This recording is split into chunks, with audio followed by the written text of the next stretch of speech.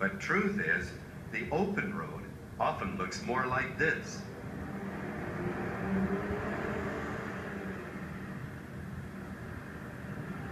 I used to live in the suburbs and spend 45 minutes driving to my job and sometimes 50 to 60 minutes going home. And I said, this is costing me money. It's costing me my well-being because I wasn't in very good shape either when I got to work or when I got home from work.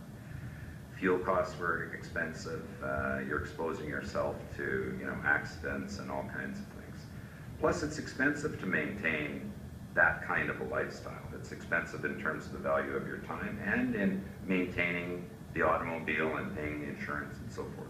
So that is driving it on the one hand, but equally important, not only is it not affordable to the individual, it's not affordable to the community.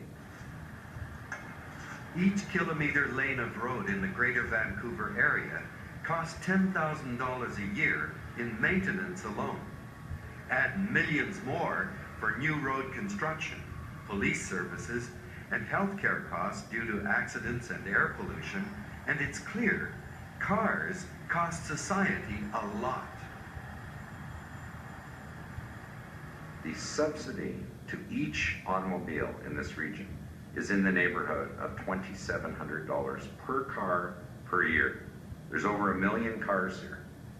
Figure it out. We have huge amounts of money that go into supporting the car, that if we took 1/10 of it and put it in public transit, we could start changing that subsidy factor quite dramatically because there would be fewer cars. Public transit systems like Vancouver's SkyTrain work best when residential densities are high and there are lots of riders to pay for the service. But in the suburbs, curving streets and cul-de-sacs make public transit less convenient and more time-consuming, driving everyone back into their cars.